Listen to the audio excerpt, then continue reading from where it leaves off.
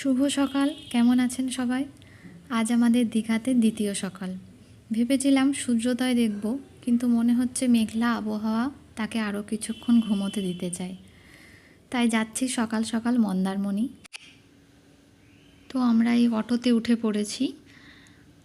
অটোতে নিউ দীঘা থেকে ভাড়া পড়বে 500 টাকা রিজার্ভ। আপনারা আগেই অবশ্যই কথা বলে নেবেন, তারপরে উঠবেন। এই যে আমরা পেরোচ্ছি সেটা হলো চম্পা নদী।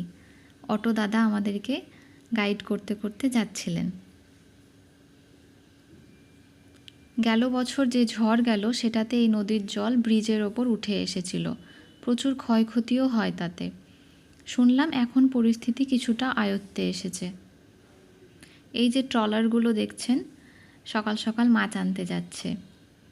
এরপরে যে ব্রিজটা আসবে সেই ব্রিজটা পেরোলেই আমরা শঙ্করপুর যাব।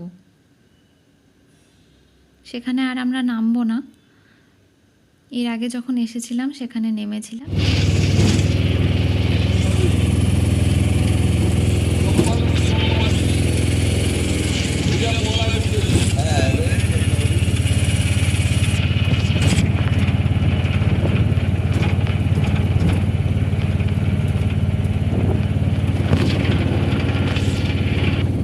ঠিক এখান থেকে শুরু হচ্ছে শঙ্করপুর ব্রিজ, যেটা আমরা আর এখানে নামিনি, কারণ অটো থেকে সুন্দর তাকে দেখতে পাচ্ছিলাম। মাম্মার ঘুম আর ভাঙছিল না, সে অটো থেকে কিছুতেই নামবে না। এই যে সোজা রাস্তাটা দেখছেন, অটো থেকে নেমে এই সোজা রাস্তাটা বরাবর গেলেই মন্দারমণি বিচ। দীঘা আমি এর আগে অনেকবার আসলেও এখানে আমার আসা হয়নি, এই প্রথমবার। তবে আমরা মেন মন্দারমণি বিশ্ব বাংলা যে গেট সেখানে যাইনি। এখানে অটো দাদাটির সাথে আমাদের একটু ভুল বোঝাবুঝি হয়েছিল। বলে রাখা প্রয়োজন, আপনারা দীঘা থেকে মন্দারমণি যাওয়ার সময় অটো চালক নিয়ে সচেতন থাকবেন এবং প্রথমেই সব কিছু পুঙ্খানুপুঙ্খ জেনে নেবেন। আসলে আমাদের যেখানে অটো থেকে নামানো হলো সেই স্ট্যান্ডটা থেকে আরও 7 কিমি দূরে গেলে মেন মন্দারমণির বিচটা দেখা যেত।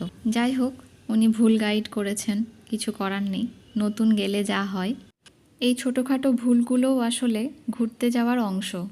এই যে আপনারা যারা আমার এই ভিডিওটি দেখে সচেতন হয়ে যাবেন, তাদের আর এই ভুলগুলো হবে না। তো এই হচ্ছে মন্দারমণির নির্জন একটি দিক, যেখানে আমার এক কথায় দারুণ সুন্দর লেগেছে। এখনও ভালো মতো ওঠেনি সূর্যি মামা। এখানে একটানা সমুদ্রের দিকে তাকিয়ে থাকলে যে কারোর মন ভালো হয়ে যাবে। আগের ব্লগটিতে দীঘার প্রথম ভিডিওটি দেখে আপনারা অনেকে অনেক ভালোবাসা দিয়েছেন, তাদেরকে অসংখ্য ধন্যবাদ। আর যারা প্রথমবার দেখছেন তাদেরকে চ্যানেলটিকে সাবস্ক্রাইব করার অনুরোধ রইল। চলুন পেট পুজোর কোনো ব্যবস্থা আছে কিনা দেখা যাক। এখানে ডিম টোস্ট আর চা ছাড়া কিছুই খাওয়ার মতো ছিল না, তাই ওটাই নিয়ে একটু করে খেয়ে পেটটাকে শান্ত করা হলো।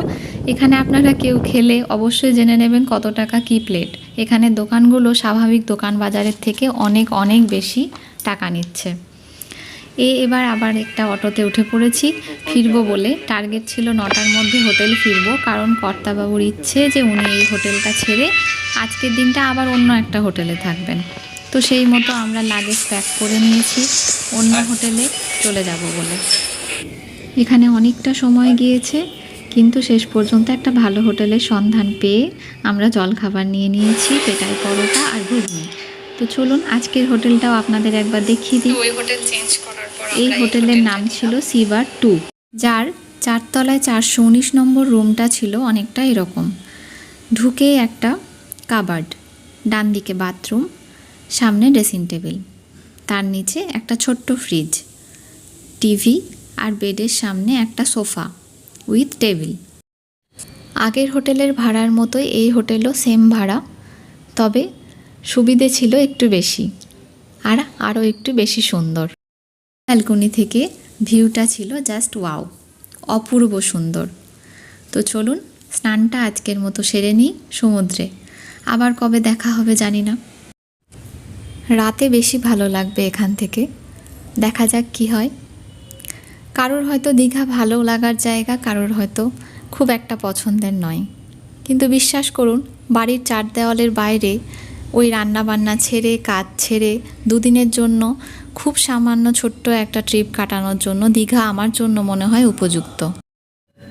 তো দেখুন ভিড়টা দেখুন, কোনোবার দীঘা এসে আমি দেখলাম না যে অল্প স্বল্প কোনো মানুষ, প্রতিবারই একই রকম ভিড়। তো চলুন আজকের মতো নেমে পড়ি, একটু সমুদ্রে স্নান করে নিই। আবার কবে আসবো কেউ জানি না। এই পাথরগুলো একটু সাবধানে নেমে পড়ি, কেমন? আবার পরে দেখা হবে। তো আমরা প্রায় বেশ খানিকটা সময়, প্রায় 2-3 ঘন্টা মতো কাটিয়েছি এই সমুদ্রে। অনেক বন্ধুবান্ধবের সাথেও দেখা হয়ে গিয়েছিল, দুজনেরই খুব ভালো লেগেছে। এরপর উঠেছি মোটামুটি প্রায় তখন 2:30-3টে নাগাদ। তারপর দুপুরের খাবার সারতে গিয়েছিলাম। চলুন দেখে নিই। তো আমরা নিয়েছিলাম ভেজ থালি দুটো আর পমফ্রেট মাছ। এই রেস্টুরেন্টটা খুব বেশি দূরে ছিল না হোটেল থেকে, ফুড প্লাজা। মাম্মার নজর পড়েছে এই ফুড প্লাজার ঠিক অপোজিট দিকেই একটা কচ্ছপ আর বলের দোকান ছিল। আরও বিভিন্ন রকম জিনিস ছিল, বিভিন্ন রকম টুপি ছিল। আমরা এখন যাব না ভেবেছিলাম, তবুও যেতে হলো ওর জন্য দেখতে, কিন্তু বাজার করিনি, সন্ধেবেলা বাজার করব। তো এখন প্রায় বিকেল হয়ে এসেছে, আমি একটু সাজুগুজু করে নিয়েছি, সবাই রেডি হয়ে গিয়েছি। আমাকে কেমন লাগছে জানাবেন। আমরা যাচ্ছি ঢেউসাগর। তো আমরা বিকেলে এসেছি ঢেউসাগর। নিউ দীঘা থেকে ভাড়া টোটোতে 50 টাকা দুজনের। ভীষণ সুন্দর করে সাজানো একটা পার্ক, আর বিশেষ আকর্ষণ ভেতরে অনেক কিছু। চলুন দেখাবো আপনাদের। এই ঢুকেই ভীষণ সুন্দর জিরাফ দিয়ে একটা বড় গেট, যেখানে চোখ আটকে যাচ্ছে, প্রচুর লাইট দিয়ে সাজানো। মাম্মা এখানে প্রচুর ছবি তুলেছে, আমরাও তুলেছি। তারপর আস্তে আস্তে ভেতরের দিকে যাব। অনেকটা সামনে অনেকটা ফাঁকা রাস্তা, অনেকগুলো গাড়িও দাঁড়িয়েছিল, মানে বয়স্ক কেউ থাকলে তারা যদি চায় যে গাড়ি ভাড়া করে ঘুরবে ভেতরটা, তবুও সেই সুবিধেটা আছে। প্রচুর খাবার স্টল আছে, ক্যাফে আছে, এমনকি স্পা সেন্টার আছে, বাচ্চাদের পার্ক তো আছেই। ভেতরে প্রচুর জায়গা জুড়ে পার্কটা। এই যে চারদিকে 4টে সিঁড়ি উঠে গেছে, আপনি যেদিক দিয়ে খুশি ওপরে যেতে পারেন, মানে ওপরে গিয়ে আবার নিচে সিঁড়িতে নেমে সমুদ্রের পার। এবং ভীষণ ভীষণ সুন্দর আকর্ষণীয় একটা জিনিস আছে, চলুন আপনাদের দেখাবো। এই যে মনে হচ্ছে যেন সমুদ্রের ওপর ময়ূর, কি সুন্দর না? ভারী সুন্দর। এটা গতবার আমরা যখন এসেছিলাম তখন ভেতরে ঢুকেছিলাম, ওপরে গিয়ে অনেক ছবি তুলেছিলাম, কিন্তু এইবার দুর্ভাগ্যক্রমে প্রচণ্ড বাতাস বইছিল বলে হতে পারে, বা অন্য কোনো কারণও থাকতে পারে, কোনো কাউকেই ওনারা ঢুকতে দিচ্ছিলেন না ভেতরে। সবাই সিঁড়ি পর্যন্ত উঠছিল, দিয়ে আবার নেমে পড়ছিল, মানে নামিয়ে দিচ্ছিল ওনারা বলছিল আজকে নয়, আবার অন্য কোনো দিন। তো এখানে বাইরের গেট থেকে সমুদ্রটা দেখা যাচ্ছিল। ওই পারে যেতে গেলে আপনাকে আবার এখানে একটা ছোট্ট করে টিকিট কাটার মানে ব্যাপার আছে, তারপরে আপনি ওই পারে যেতে পারবেন। খুব একটা প্রয়োজন নেই, কারণ নিউ দীঘা বা ওল্ড দীঘাতে যারা থাকছেন সেখানে তো দেখছেনই। আবার যদি কারোর মনে হয় যে না আমি এখানে একটা টিকিট কেটে ওই পারে গিয়ে সমুদ্র পাড়ে বসবো, সময় কাটাবো, তাতেও কোনো বাধা নেই, যে যার ইচ্ছে মতো করতে পারেন। এই যে প্রথমে আমরাও জানতাম না যে এই ময়ূরের রথটাতে উঠতে দেবে না, তাই সবাই উঠছিল, দিয়ে ওঠার পর অর্ধেক ছাদে যাওয়ার পরও সবাইকে আবার নামিয়ে দিল, কারণ এখানে প্রচুর বাতাস বইছিল, প্রচুর ঝড় উঠেছিল, যার জন্য আবার নেমে যেতে হলো সবাইকে।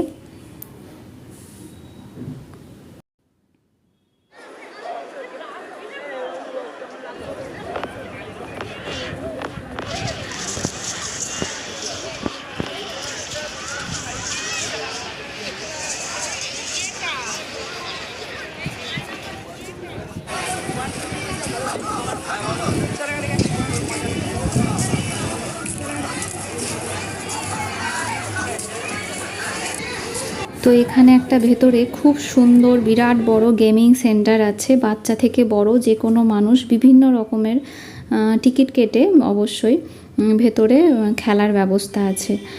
বিভিন্ন রকম কার রয়েছে, বিভিন্ন রকমের খেলা রয়েছে। আর এই হচ্ছে সেই স্পা সেন্টার, তার পাশে একটা কফি ক্যাফে আছে ভীষণ সুন্দর। আমরা আর এখানে কফি খাইনি, মানে এবার আমাদের তাড়া ছিল কতক্ষণে ফিরবো, দিয়ে এবার গোছাগাছিটা কমপ্লিট করব। তো আমরা ফিরে এসেছি আবার পারে। এবার আমাদের প্রয়োজন ছিল খুব এনার্জির, তো মাম্মা এখানে ডাব নিয়েছিল, ডাব খাচ্ছিল। আর আমরা দুজন ভালো চায়ের সন্ধান করতে করতে দুটো চা পেয়ে গেছি। আমরা ঢুকে পড়েছি বাজারে। তো আমার প্রথম আকর্ষণ ছিল ব্যাগের দিকে। আমার যতই ব্যাগ বাড়িতে থাকুক না কেন, সবসময় ব্যাগের প্রতি একটা মনে হয় দুর্বলতা কাজ করে। তো এখানে ভীষণ সুন্দর সুন্দর ব্যাগ ছিল, তার মধ্যে থেকে আমি দুটো ব্যাগ পছন্দ করেছি। মাম্মা একটা ব্যাগ নিয়েছে, আমি একটা ব্যাগ নিয়েছি। মাম্মার বহুদিনের শখ ছিল যে সে তার নাচের স্কুলে নিজের জন্য একটা আলাদা ব্যাগ নিয়ে যাবে, তো ওর জন্য একটা ব্যাগ। চলুন আপনাদের তাহলে পুরো বাজারটা ঘুরে দেখাই।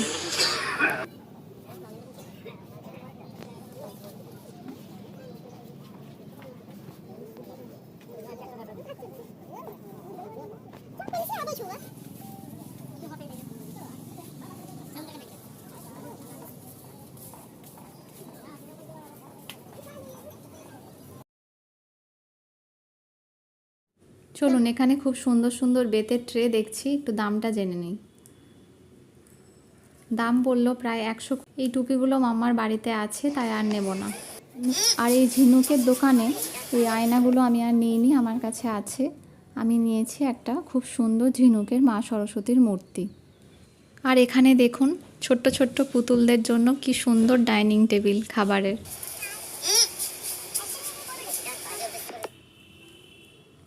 গতবার এসে এখান থেকে মাদুর নিয়ে গিয়েছিলাম আমি। চলুন, প্রায় সব হয়ে গেছে, কচ্ছপটা কিনে এবার বাড়ি ফিরবো। অনেকক্ষণ ফিরেছি। এই যে মাম্মার আর আমার নতুন ব্যাগ। এখানে ব্যাগটা গুছিয়ে নেব, কমপ্লিট করে নিই, নইলে কালকে ভোর ভোর ট্রেন আমাদের। এখানে জামা কাপড়গুলো গুছালাম। এখানে মাম্মার খাবার দিয়ে গেছে, ঝাল ছাড়া ওর জন্য এটা ছাড়া বেস্ট অপশন আমি আর কিছু পেলাম না। ওরা চটজলদি আমাকে একটু খিচুড়ি দিয়েছে বাচ্চার জন্য, বলল এটাই ঝাল ছাড়া ওরা তাড়াতাড়ি করে দিতে পারবে।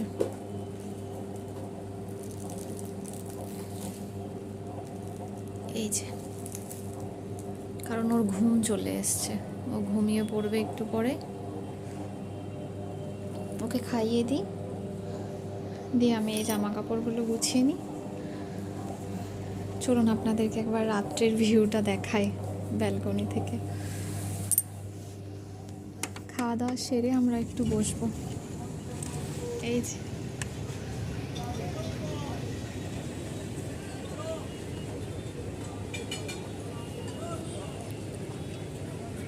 এখন আবার বাতাসটা অনেক কমে গেছে, প্রচণ্ড গরম লাগছে,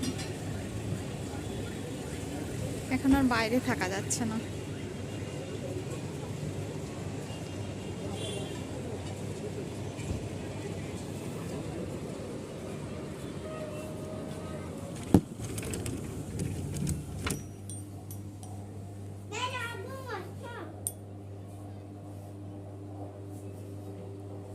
মাম্মা ঘুম পেয়েছে?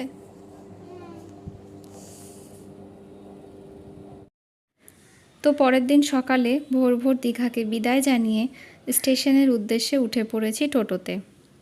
খুব বেশি দূরে স্টেশন নয় হোটেল থেকে। হ্যাঁ, স্টেশন যাচ্ছি আমরা, ফিরবো স্টেশনে ট্রেনে, তাই তো? ট্রেনে। এটা দীঘা বাস স্ট্যান্ড, আর আমরা এই রাস্তা দিয়ে গিয়েছি, স্টেশনও চলে এসেছি, মানে বাস স্ট্যান্ড আর স্টেশন কাছাকাছি।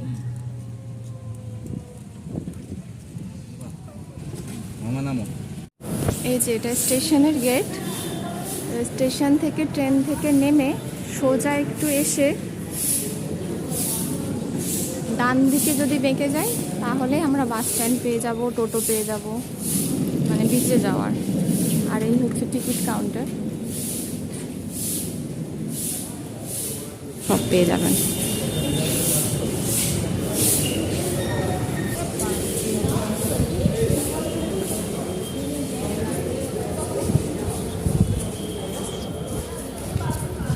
সকাল 6:30 বাজে, আমাদের ট্রেন আছে 6:50। অনেকটাই তাড়াতাড়ি চলে এসেছে। ঠিকই আছে, বাচ্চা নিয়ে সকালে বেরোনো।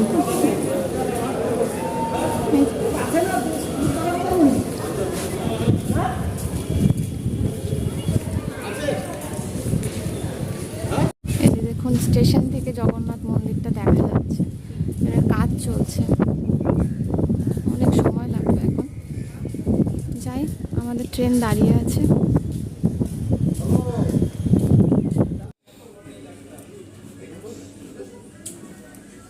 হলো সিট পছন্দ? মাম্মার সিট পছন্দ হলো?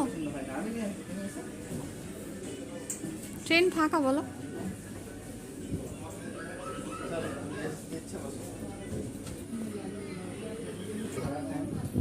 সমস্ত লাগেজ রাখার জায়গা হবে? অবশ্যই, চা তো খেতেই হবে। সমস্ত লাগেজ রাখার জায়গা হয়ে যাবে, পুরো ফাঁকা। কিন্তু বিষয় হচ্ছে এই লাগেজটা কোথায় রাখবো আমরা ভেবে পাচ্ছি। এই যে এটা রাখার জায়গা হচ্ছে না। আপাতত দীঘার শেষ চা।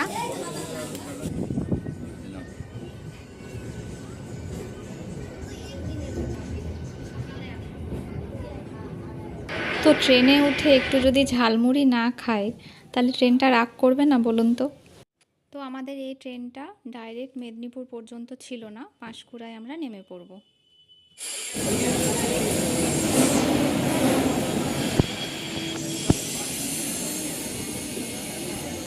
আর এখানের বিখ্যাত চপের নাম তো শুনেছি সব মেলাতেই প্রায় সবাই।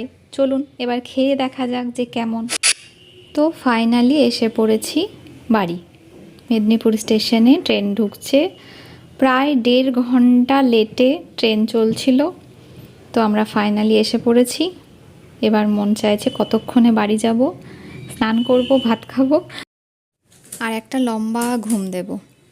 তো চলুন আজ এই পর্যন্তই, দেখা হবে পরের একটা ভ্লগে। আপনারা সবাই খুব ভালো থাকবেন, সুস্থ থাকবেন, ভালো রাখবেন। অনেক ধন্যবাদ।